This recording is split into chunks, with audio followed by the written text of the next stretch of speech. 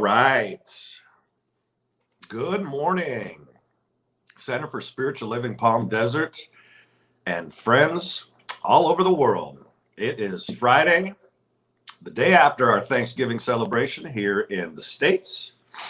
Hope it was a good one for everybody. I know it was certainly different this year for many of us, quieter perhaps. I also know some of the more adventurous types still did some traveling and got together with friends and family and did all that kind of stuff. Ours was quiet and different. Certainly taking a year off from some of the more normal traditions that we participate in, but nevertheless, it was filled with love and family and goodness, and I'm grateful for that.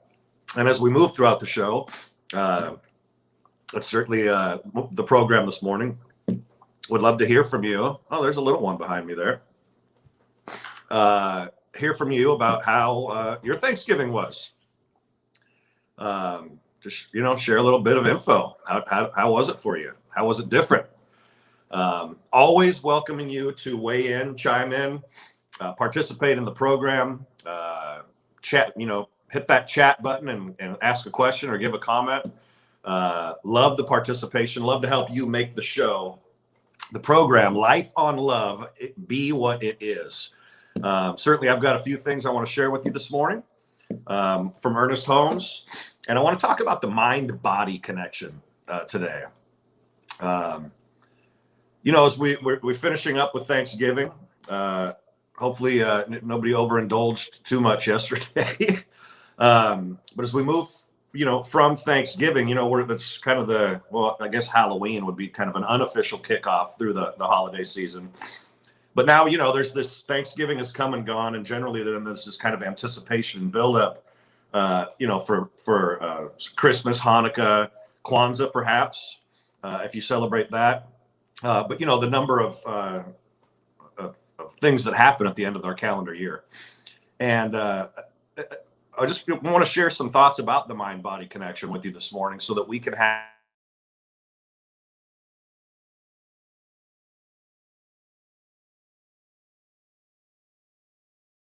our mind, take care of our thoughts, our creativity, and how that does affect our body, and how we can stay in a state of health, mental health, physical health, as we move through this holiday season, perhaps to make it the most conscious holiday season that we've ever had, to make it just to be aware of every moment. Sometimes I know for me in years past too, there's this kind of this buildup during the holiday season. And then January 2nd comes around, there's Christmas, and then my birthday is 2 days after that. And then there's, kind of the buildup to New Year's, and, just the anticipation of that and resetting life, and, this idea of newness and possibility. And then January 2nd happens, and there's this very loud thud, like bonk. That's been my experience. Certainly that's less now than it's ever been. But at the same time, sometimes it can still happen, even in things in life when we get excited about it, a trip or an occasion, a big birthday dinner, or, some moment where there's buildup. And then after that happens, there can be an experience of a letdown. And I'm inviting each one of us during this holiday season, these holy days season, to continue to be just, level, even. Certainly we can feel enthusiasm and excitement. That's fun. It's part of what makes being a human being so wonderful. But to maintain that enthusiasm, to maintain that excitement,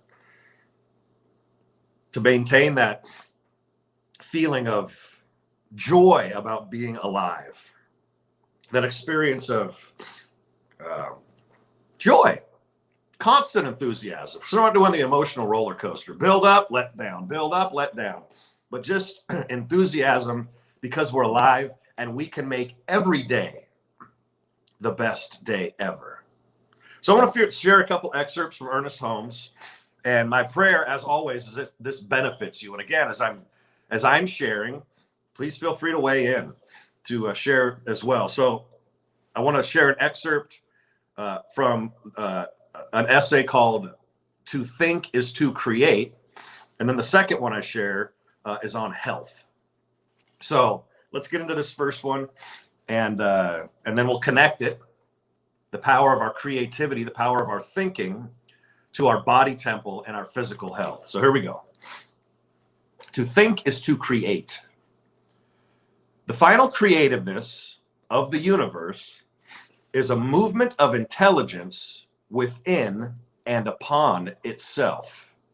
One more time, just that's a powerful statement. The final creativeness of the universe is a movement of intelligence within and upon itself. This intelligence already exists at the center of our own being. It really is our own being and the very power of imagination that we exercise is the intelligence functioning at the level of our comprehension of it. Forgive me for one moment. My nose is running. I got to take care of that. Just one moment, gang. Hold on.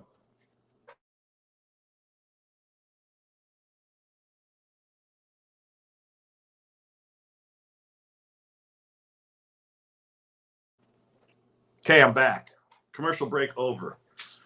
That's life in real time right there. It's not always sugar plums, rainbows, and roses. Sometimes you got to stop and blow your nose. All right, here we go. Where was I? It really is our own being and the very power of imagination that we exercise is this intelligence functioning at the level of our comprehension of it. The mind within us is the mind of God, or the mind of life, life's mind, that creativity. The same thing that created the mountains and the beauty and the butterfly and the hummingbird. That's the same life that's within us. Since our mind is some part of the mind of God, or the mind of life, there is a place within us where we are universal, where we use universal power. To affirm the presence of good in our life is to use the power within us for the creation of that good we affirm. To affirm the presence of good in our life is to use the power within us for the creation of that good we affirm. We have this possibility within us. For the mind within us is life's mind, God's mind, love's mind. We must accept our freedom, announce our liberty, and proclaim our divine birthright. Whatever, powerful right here, whatever we believe to be true about God, we must declare to be the truth about ourselves. Whatever, put a different way, whatever we believe to be the truth about life, capital L life, we must declare to be the truth about ourselves.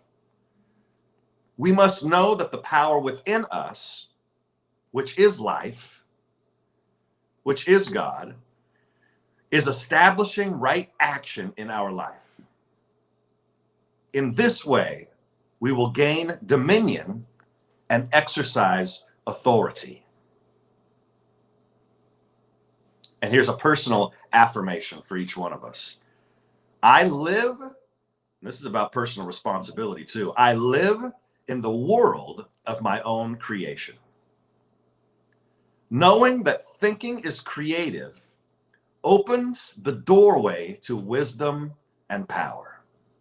Again, I live in the world of my own creation. Knowing that thinking, this is what that's one of the most powerful things. And I want to continue to share this and quote unquote train or introduce this to my daughter over and over again. Knowing that think about it. Knowing that thinking is creative opens the doorway to wisdom and power. Knowing that our thinking creates opens the doorway to wisdom and power. We catch that? That your thinking creates your life, which goes back to that first statement. I live in the world of my own creation. That's a powerful statement. Knowing that thinking is creative opens the doorway to wisdom and power. That doorway is already within me. Somewhere within me, the mind of God reveals this truth. That I was born free and that the will of life for me is one of goodness, truth, and beauty. I rejoice that at last I am awakening to this realization of truth. I have the power to use the mind within me in any good way I see fit. I use my authority from thinking to create beauty, peace, and joy. To think is to create. Now, the question I'm left with right now is, can you see that in your life? Do you make that connection? Do you see that your view of life, that how you contemplate life, all of life, every expression of your life, all the pillars of life, financially, are you either having authority and dominion in your creativity, or are you a victim? Or is life happening to you? Or can we harness this idea that through our thinking, through the power of our mind that is connected to life's mind, that we can create our life and actually it's that we do create our life through our relationship with it. Finances, the health of our body, which we're going to get into in this next segment here in a moment. All of our relationships and our creative expression. That you have the power to create your life, to create it. And even when we're in those places of feeling like a victim, and life knows, God knows, I've been there plenty of times. Just victimized by life, a victim of it. Life is happening to me. And what feelings come along with that? Frustration, anger, rage sometimes, shame, wanting to give up, wanting to just stop, blaming others. We know we're a victim if we're blaming. And again, this is a state of awareness. I know crazy things happen to us in life. I know sometimes that unexpected happens. But even still, we have control of our own damn mind, as it's been said, of our own mind in the midst of that, of our own heavenly mind. That even when those unexpected things show up, we still have control of our thinking about it, that then creates consciously. To think is to create. So the invitation is to move any place within us that is in victimhood, or life is happening to me and I have no control over it, to I can create my life through the power of thought. Fundamental. Change your thinking, change your life.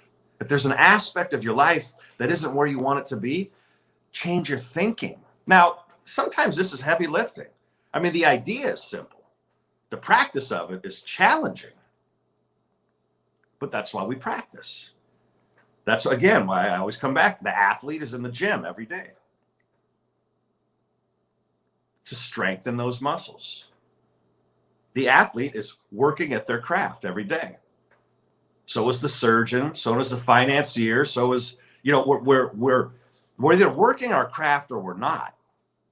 But here's the thing that we all have in common. We're alive as human beings. We're alive as human beings. And that is a craft that we chose. Here we are. You are alive as a human being. And because of that, you have the opportunity to create the life that you really, really desire. I use my authority, my thinking, my creative presence, my creative possibility, my creative power to create beauty, peace, and joy. Joy, a life that you love, fulfillment, fun, a life that you're enthusiastic about, a life that you appreciate. So, part one, to think is to create. Now, the connection between that and our body temple. To think is to create. So here's another excerpt, another essay from Dr. Holmes, Ernest Holmes, about health. Okay? Health is a state of wholeness in mind and in body. The body is the servant of the mind, and the body is the servant of my thinking, and the mind is the offspring of pure spirit. And the mind is the offspring, and my thinking is the offspring of pure spirit. He says, then the Bible tells us, if you've studied the Bible or explored the Bible, there's plenty of other sacred texts out there as well. What I'm reading from, I believe, is a sacred text. Dr. Holmes loves to refer to the Bible as well because there's a lot of goodness in there. One day we'll talk a little bit more about the Bible and how to read it properly, how to really explore it properly. Not as a way to in some ways that it's used to be thumped by it or to be harmed by it, but to see it as a life-giving document, as a life-giving instrument. Thus, the Bible tells us that we are spirit, soul, or mind, Ernest Holmes says, and body. These three are really one and are supposed to work in perfect unison with one another. This can be done only when the mind or our thinking lifts its countenance to the spirit, permitting its flow of harmony, unity, and beauty a clear passageway.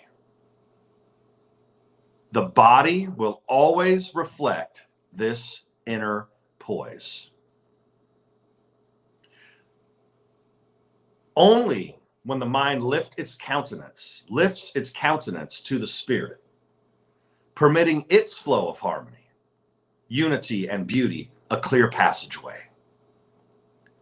The body will always reflect this inner poise. Again, he ends these essays with a personal affirmation that we can each use, an affirmative statement of truth about our lives. Today,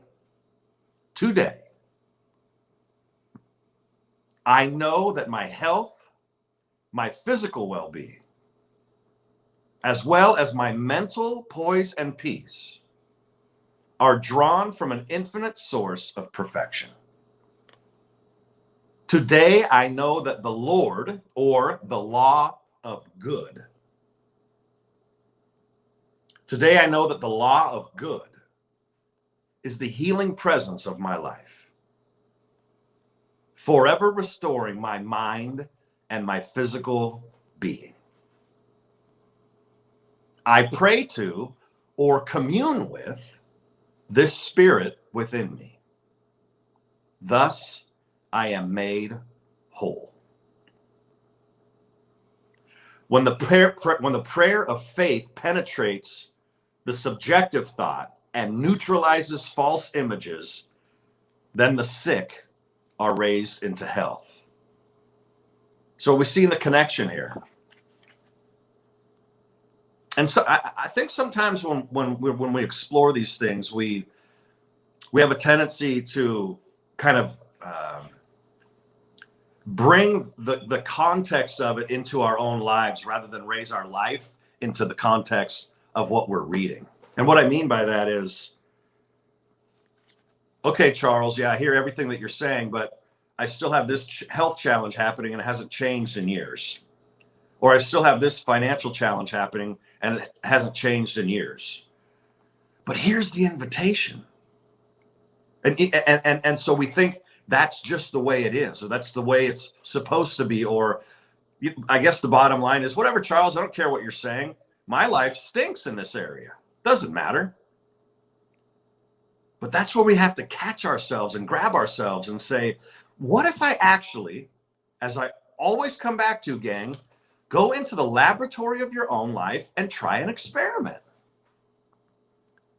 For 30 days, discipline yourself to think only whole and healthy thoughts about your body, not to engage with the knee that's talking to you every day, saying, hey, I'm hurting, but to tell the knee you are healthy and whole and working on moving back into optimal functioning, or you are now working optimally for 30 days.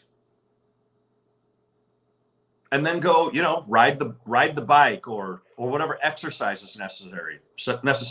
But to take that holistic approach to the health of your knee, or for 30 days. I'm sick of living paycheck to paycheck, or the COVID has, and it slammed some people financially. It has, and there are other people that are thriving in the midst of this time. What's the difference? What's the difference? Are you and am I looking at the possibility of our life or the problems of our life? In the midst of challenge, in the midst of the opportunity to awaken, are we looking at possibility or problem? Let's look at possibility.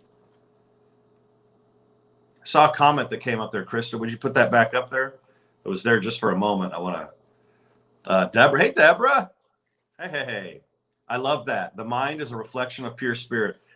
It's where we come from. See, we're human beings, and then we take on the cloak of humanity, and we forget who we really are. What we're really capable of.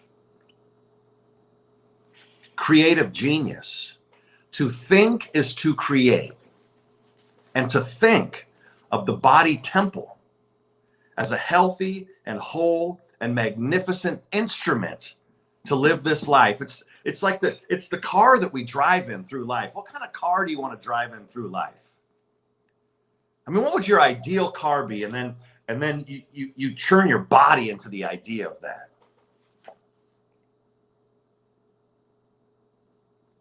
Is it some old beat up clunker that you need to take into the shop every 3 months because it's constantly leaking oil or breaking down? Or is it something that's fully maintained and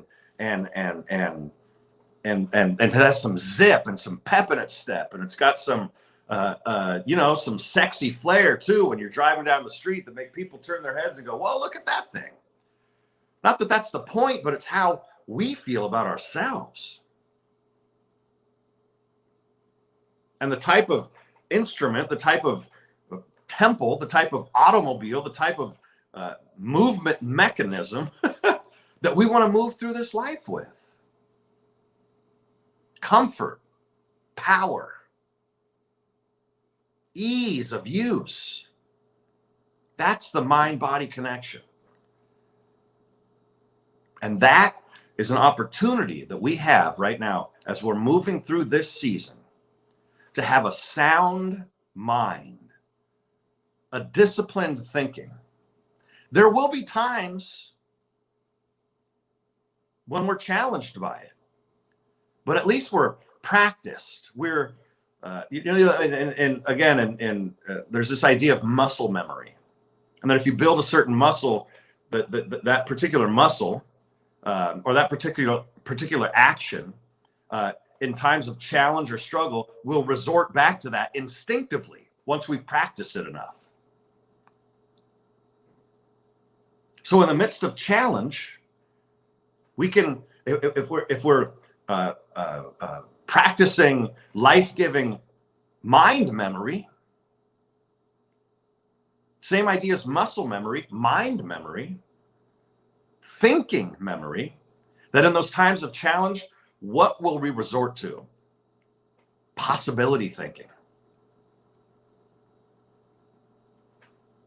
Not victim thinking. Possibility thinking. Prosperous thinking, not poverty thinking. Health thinking, not dis-ease thinking. And this is the opportunity that we have right now to think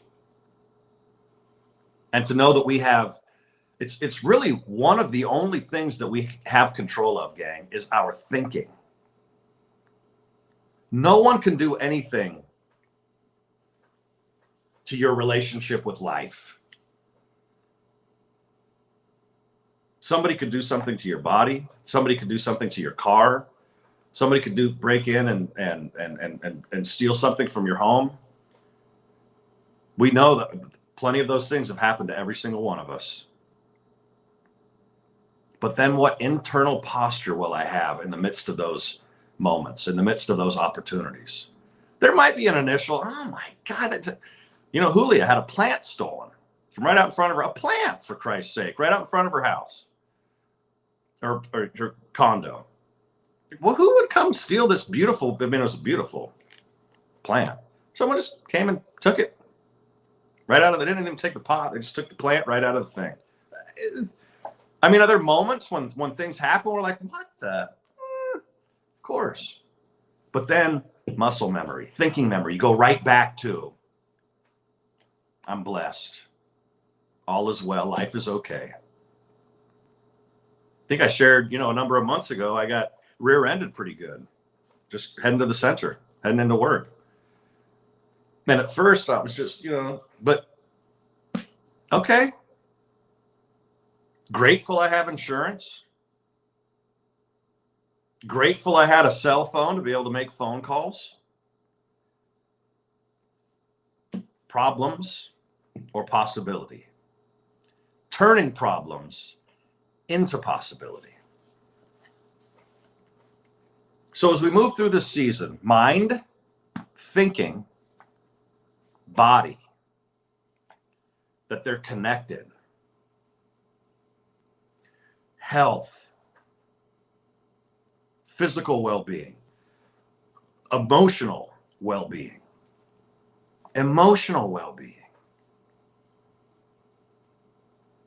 that our thinking is connected to our physical well-being, our physical health, and our emotional health. For some of us, the holidays are extraordinarily challenging. The loss of a loved one. My dad passed away 18 years ago. I miss him all the time. He would have been in love with my daughter. I mean, just thinking of the moments they could have had and shared and with the rest of my family. Passed away 18 years ago on Halloween Day, October 31st, 2002. Those things are challenging when we get around this time where there's an anticipation of family and, all the wonderful things that we do together. I know there's grief that can come along with this time. And even in the midst of that, we can maintain a posture of health, of understanding there's a time to grieve. There's a time to cry. And even in the midst of that, here we are. What does exist in your life? What do you have? appreciate what's been there that isn't anymore, and appreciate so much more that is in our life still. And connect that from our internal posture to the experience that we have out here in the world.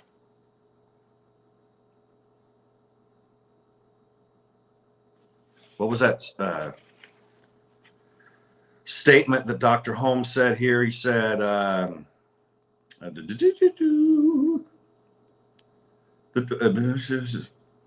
no, I can't find it. Oh, here. We have the possibility. Hi, Miroslava de Gonzalez. Nice meeting you as well. Thank you so much for being here. We have the possibility to think and create within us. Why? Because that mind is already in us.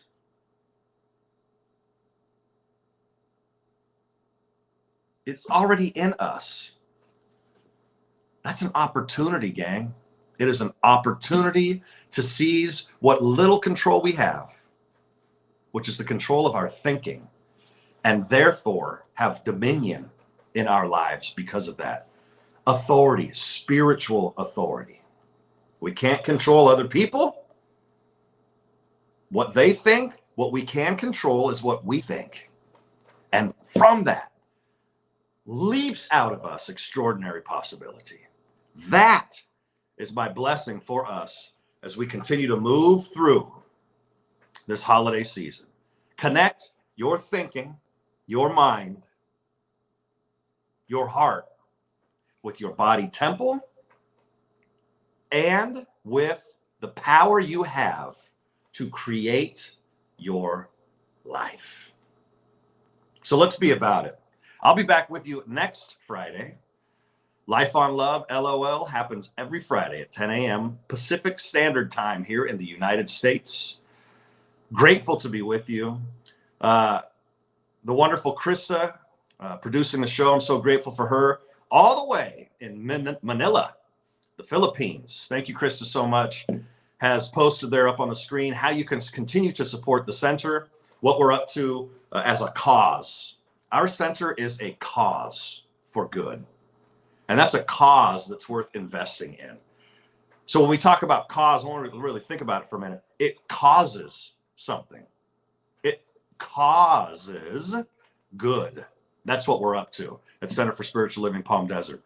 We always appreciate your financial gifts and support. You, there was a link Krista just put up, and now you can also text in your financial support of our center. We greatly appreciate it and want you to know that we recognize all of it. Every bit of it, we recognize it and are grateful for it. So know that when your gift lands at the center in whatever way you share it, whether it's through texting, through the website, through mailing in a check, through dropping off some cash, through, whatever it might be, it is recognized and appreciated. You are recognized and appreciated. Thank you so much for continuing to support this cause, causing goodness, harmony, and a greater joy in the world. Have a magnificent weekend. All is well. Please feel free to if you're on the YouTube, become a subscriber. We want to grow our subscriber base at YouTube. Please subscribe to us. Like our center on Facebook. We continue to, provide material there daily as well. And tell somebody about what we're up to. Let somebody know what Center for Spiritual Living Palm Desert has going on. That our cause is to create a world that works for everyone. Not just make the world a better place, but to create a world that works for you. And that's the cause that we are up to. That's what your financial donations go to. That's what all of your support goes to. Volunteerism, everything. We're so grateful for that. Have a magnificent weekend. Dr. Joe, thank you, eager guest. Have a wonderful weekend. I needed it too. I love to share also. It's always, the person sharing is sharing with themselves. It's good for the soul all the way around. Let's see. Dr. Joe will be back with you on Monday. Bye, Deborah. Thank you so much. Have a wonderful weekend. I hope we're all together in person soon too. It's coming. It's happening. You know, we're moving through this time. It's going to happen. We don't know when, but it's going to happen. Let's see. What was I going to say? Have a wonderful weekend. Dr. Joe's back with you on Monday. Tuesday, another member of our ministerial staff. I can't remember who it is right now, but they'll be with you. And as the week goes on, and it is all good. Have a beautiful weekend. Have a beautiful Friday. Make today best day ever. Peace and love. We're out of here.